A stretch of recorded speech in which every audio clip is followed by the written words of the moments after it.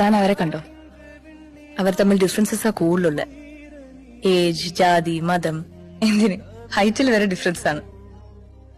മറ്റെന്തിനേക്കാളും മനസ്സുകൊണ്ടുള്ള അടുപ്പമാടു വേണ്ടത്. തേന്നു